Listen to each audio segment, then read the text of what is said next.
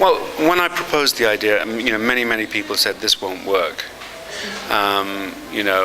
It's too experimental and you're expecting too much of the audience. They will just get confused. And to be honest with you, I didn't know whether they were right or wrong. So I'd never seen it before, And in fact, I remember that I had such a kind of confidence, or I showed such a confidence about the idea that I managed to convince many people that it would work. But I remember privately thinking, I'm not sure that it's going to work. I don't know. That I have no proof, And also, I have no proof that the actors will understand it,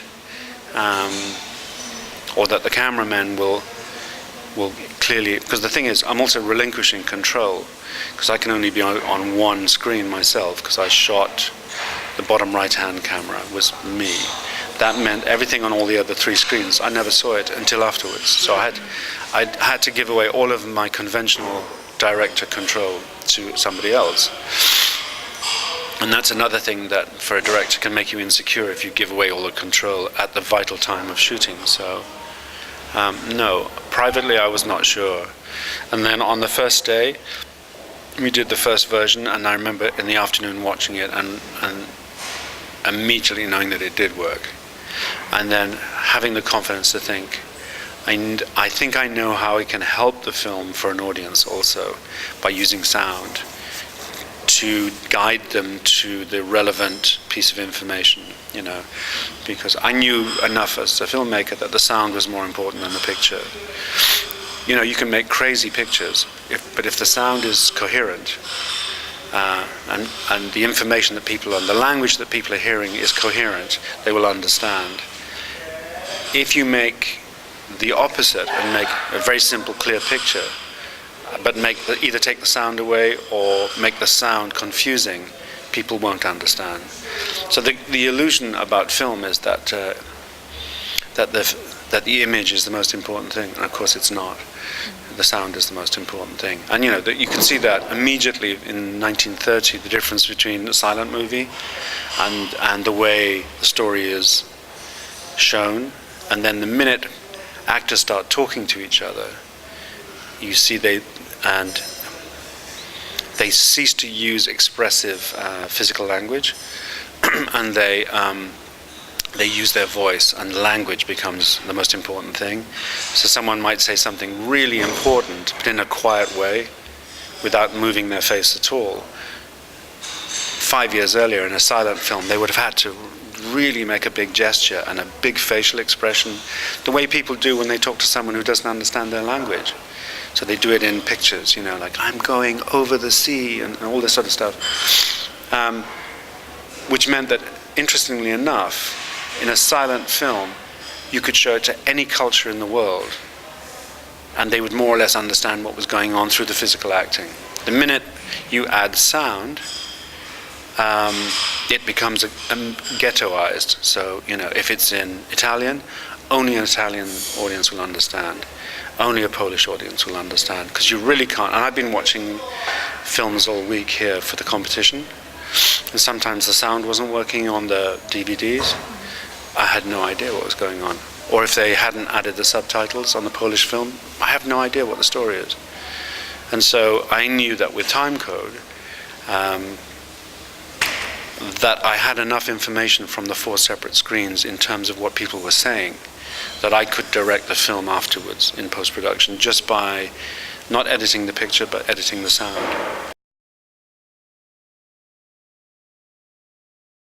Completely. Absolutely, completely. To the extent that I wrote the script, I wrote it on music paper, So I wrote it as a string quartet. So I took, I think six sheets of orchestral music paper.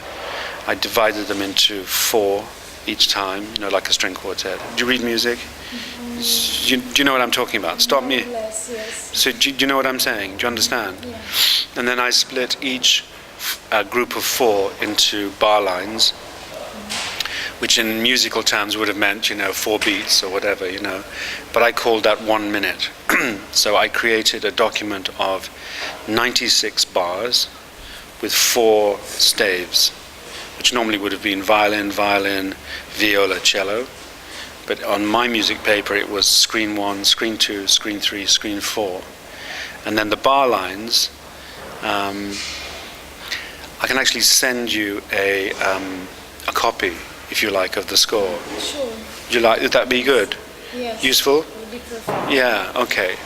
And then you'll see. And then what I was able to do then was to write the script for 4 cameras simultaneously, because I could see, okay, let's imagine going to number 40, which would be minute 40 in the film. I could then see exactly what I'd written for each screen, and so I could synchronize my ideas all the way through. Now, if I hadn't studied music, if I didn't understand music, I couldn't have thought of this idea. And if I hadn't been able to think of this idea, I can't imagine a substitute system that using text or a piece of paper. I mean, imagine, like, here's a piece of paper. If I'm writing the script for 4, now this is fine for one screen, right? If I want to write for 2 screens, I need another piece of paper. And if I need another piece of paper, I need also to put a line across to say, this represents time, this represents time. Then I have 4 screens. By now I have a piece of paper and I'm reading down like this, and it's very complicated. But music paper, of course, is designed for exactly that. If you're playing a string quartet and the viola is making a mistake in bar 53, you just say to all the musicians, go to bar 53. Okay, you're playing a B natural. I think you're playing a B flat. That's a mistake. So can you correct that? So I was able to use that system with all of the actors. I taught them in a way how to read music. I gave them all a copy of the music paper, which allowed them to also visually understand not only what they were doing at a certain point in the narrative, but what the other 3 screens were also doing. So I would say the biggest breakthrough with the structure of time code and finding a system to make everybody understand was using music, the idea of music structure. No, I'd never thought of it before, no. In fact, in my notebook, I have a reference where I was on a train, and I started these ideas, and I started to split my pages up in my notebook into 4 columns, but coming down this way, and looking at it thinking, this is not so satisfactory, it's not accurate enough. I need to know exactly to the second what is happening to be able to successfully write this script, or these 4 scripts together. And it was a couple of days later when I was in my studio and I was using pieces of paper and folding them into 4 and just really thinking, how can I do this? And then, like in a bad comedy, the light bulb goes on. You kind of go, oh, I wonder if, of course, music paper is perfect, because you go from left to right, and the system is completely simple. So simple that it only took me maybe half an hour, 1 hour to teach all of the actors how to follow the narrative and give them all a pencil and a rubber and allow them, after each screening of the film, to make their own changes. So if there was a problem of synchronizing, I would say, okay, let's go, first of all, on the video, let's go to minute number 25. So we'd go there and we'd play it, and I'd go, okay, this is chaos. Everyone's talking at the same time. What this person is saying is very important, but what this person is saying is also important. Now, I can't have you talking at the same time, because then I have to make a choice, and I lose one of you, and I need this information from both of you. So, if you look at your paper, let's say to like Salma Hayek, okay, you go 1 minute earlier with your cue, and you could see her rubbing out, making a new thing. I said, now with Stellan Skarsgård, you're okay, because she's no longer talking at the same time as you're talking. So stay where you are. And so, like being in school, After each filming, they would be like with their pencil and their paper and making these small adjustments of timing, and then referencing that to the film we just shot, because that also had the time on it. So you could, I would say scientifically, you could start changing the choreography by reference to the video and the music, And this then became the system for changing. And the most important thing was the timing. And everybody had a watch, and they knew exactly in the performance, they could check exactly where they were at the right time, which is what they had to do,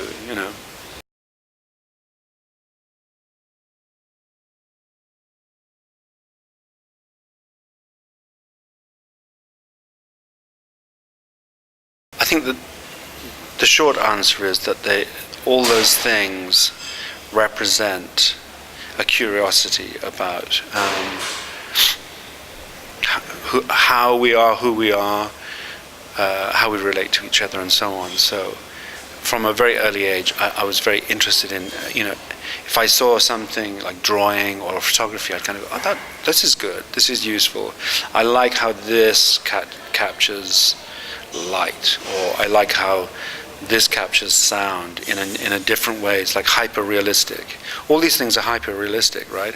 So if I take a photograph of you now, I know that the background is going to be dark and the light is coming here, and the way I see you with my eyes now is going to be slightly different with the camera. And I already know enough to know that, okay, this will go dark and so on. If I did a drawing, it would be much freer, and it would represent more something about how we're talking to each other, because the brain then it affects how the hands move and all of that. So I know that if I speak really quietly like this with a microphone, I can get a much more emotional impact than if I'm off the microphone like this. So all the time, just learning that, okay, this creates hyper-reality, this doesn't, and so on. And then discovering very early on that music, if you add music to this moment here where the voice is very, very quiet, and then you get the actor to move very slowly, and you use a certain kind of music, that will also create another form of hyperrealism. So they all became one idea, and the idea that they should all continue to develop, plus anything new that comes up, that is also another tool. And then you realize that writing, this internal dialogue with the subconscious, is also vital, and a little bit like the jack of all trades. It's almost like, jack of all trades, no desire to be master of any, just happy to know that this very big palette can be used appropriately for this situation, and then differently for this situation, or whatever. So how that affected time code, it affected in the same way that everything is affected by the totality of what you know. And the best thing is that it becomes an unconscious thing rather than a self-conscious thing. So you see when you see the work of young filmmakers, usually they have no choice but to be self-conscious. So of course you see, it's very beautiful, you see an influence very exposed, or you see an idea that clearly has been influenced by, because at this point an artist is just is very open to other ideas and is very young, so very quickly, if they carry on working, these ideas become assimilated and less self-conscious, and then work becomes much more interesting because their own style, which is a combination of all these influences, starts to be the dominant thing, and I would hope that with me the same thing, that you just have assimilated as much and carry on assimilating as much information as you can, and then that collective mass of ideas then results in whatever you're doing. I don't know I hope that answered the question.